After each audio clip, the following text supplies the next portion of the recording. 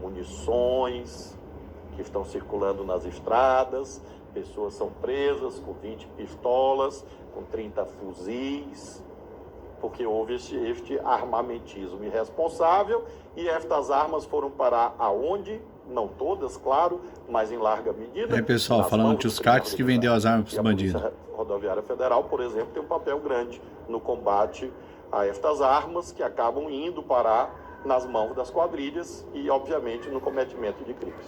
O senhor falou dessa questão de armas. Essa política de desarmamento, tem a questão do recadastramento, né? Tem outras questões. É uma questão crucial. O governo Lula vai desarmar a população, vai tirar as armas. Teve até uma matéria do UOL esses dias falando, por exemplo, da questão do clube de tiros, né? Que as munições ficam prejudicadas, no caso um esporte já, olímpico e tudo mais. Qual que é o foco da atuação nessa questão armamentista do governo? Atiradores esportivos são aproximadamente 20 mil no Brasil. Olha que mentira. Que se autodeclaram. Nós estamos falando de quase 1 milhão de CACs e pessoas que têm porte de arma, enfim. Então veja que os atiradores esportivos não têm o que temer, os verdadeiros. Nós não temos medo Agora, mesmo, ministro. Tiro 24 horas, para que exatamente? O que é isto? E esta proliferação... Qual o problema de ter clube 24 horas? De modo inusitado, nunca ocorreu antes. Será que houve uma espécie de pandemia em que as pessoas acordaram repentinamente com um estranho desejo de sair dando tiro por aí? Não, não foi isso. Interesses econômicos, interesse de quadrilhas. Então, o nosso foco é este, é o combate ao crime. Eu não diria, portanto, Carla, desarmamento. Eu diria controle responsável de armas nas mãos certas. Desarmamento, sim. Mexer no porte de arma, outra fake news, além daquelas que eu mencionei. Você viu, pessoal, ele falando que é contra os clubes 24 horas? Qual o problema de ter clube 24 horas? Não vai apreender as armas dos policiais. Escreveram. Mas é o que você quer. Se você deixar, você tira as armas da polícia. Difundiram no exército. É que você não pode. As armas dos oficiais já da reserva, já reformados. Isso nunca passou pela nossa cabeça. Que mentiroso. O que nós estamos tratando? Nós estamos tratando destes CACs, que não são CACs, de verdade. São o que, então? São fachadas. Caramba, hein? Nós estamos tratando de armas de uso restrito, fuzis, armas longas. Olha. De alto poder bélico. Misericórdia. Nós estamos falando de clubes de tiro de fachada. De fachada? Estamos falando de diminuição de munições, diminuição de armas. E, evidentemente, pusemos fim àquele porte de arma cuja necessidade era presumida. Você, Carla, ia lá e dizia, eu preciso de uma arma. Bastava a sua autodeclaração e você, com alguns mecanismos burocráticos, saía com porte de arma. Não, é preciso cumprir... Que mentira! Aonde se está dizendo isso, que o porte de arma era liberado, gente? Prove a efetiva necessidade. Que louco! E não basta, obviamente, autodeclarar. Porque não pode ser um desejo pessoal. Esse cara não aguenta ouvir esse cara. É um direito fundamental. Você abre a Constituição, bem grande, você vai nos 78 incisos do artigo 5º da Constituição, onde estão os direitos, e não aparece lá. Todas as pessoas... Falou que o porte de arma era liberado, qualquer um pode pedir lá de sair.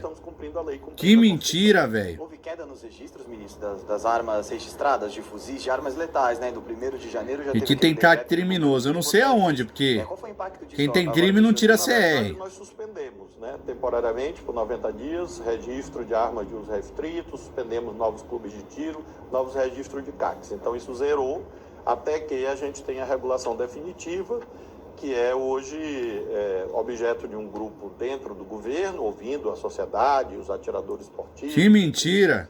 Acredito que mais 30 ou 60 dias nós tenhamos uma proposta definitiva.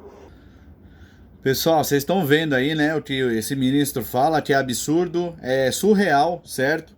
Ele diz e ele alega que existe CACs que são criminosos.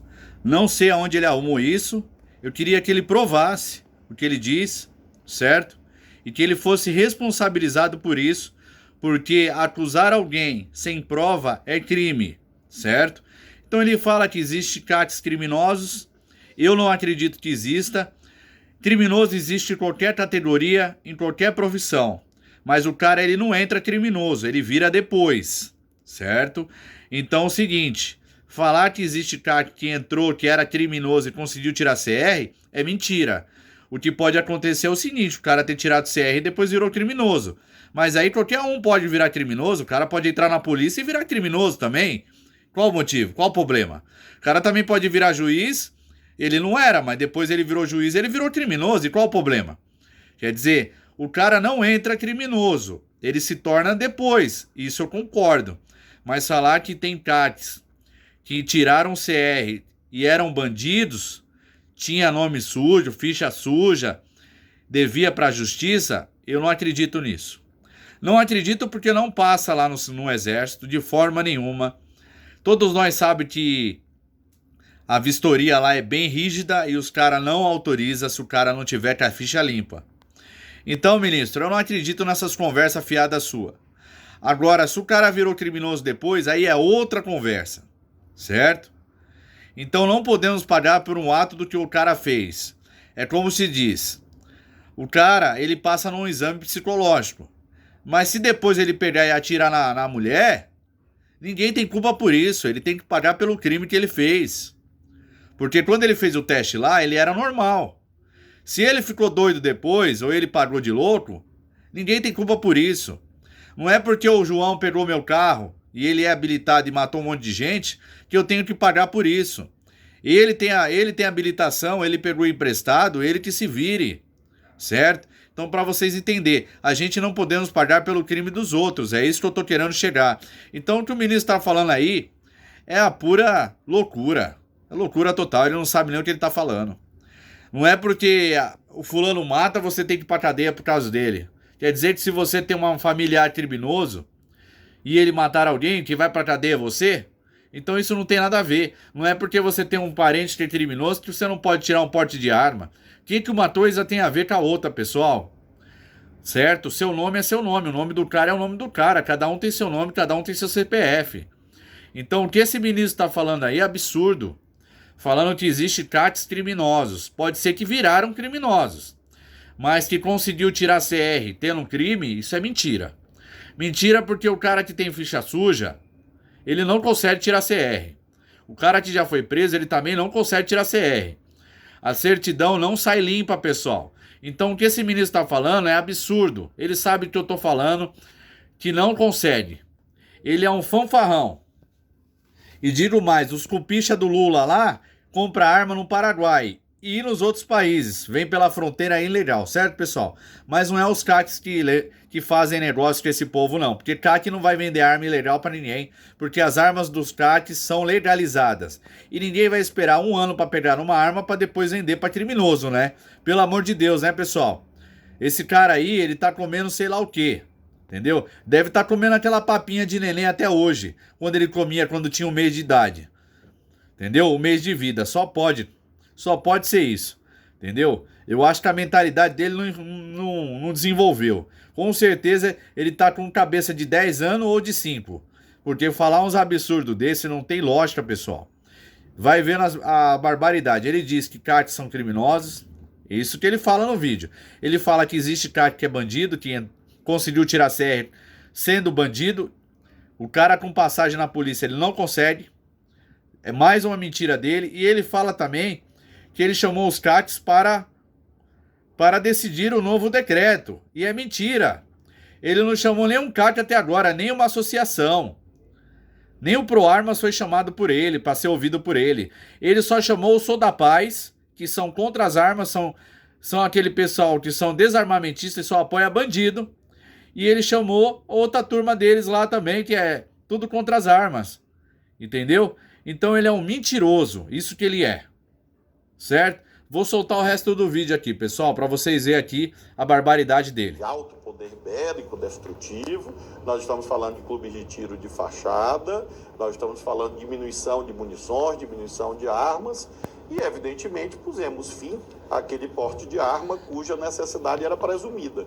Você, Carla, ia lá e dizia, eu preciso de uma arma. Bastava a sua autodeclaração e você, com alguns mecanismos burocráticos, saía com porte de arma. Não, é preciso que absurdo, que a lei gente. manda. Não fui eu que determinei, é a lei. Ou seja, é preciso que a pessoa prove a efetiva necessidade e não basta, obviamente, autodeclarar. Porque não pode ser um desejo pessoal.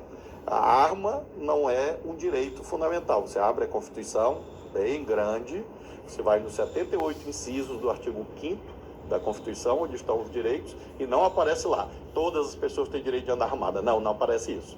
E por isso mesmo nós estamos cumprindo a lei, cumprindo a Constituição. Houve queda nos registros, ministro, das armas registradas, de fuzis, de armas letais, né? Do 1º de janeiro já teve aquele decreto revogando muitas portarias.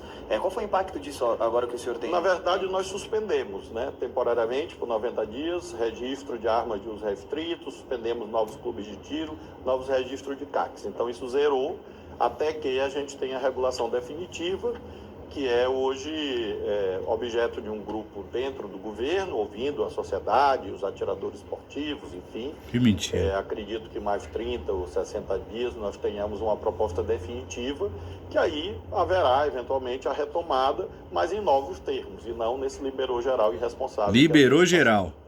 Ministro, em 2007 o senhor propôs uma PEC para que os ministros do STF tivessem mandato de 11 anos. O STF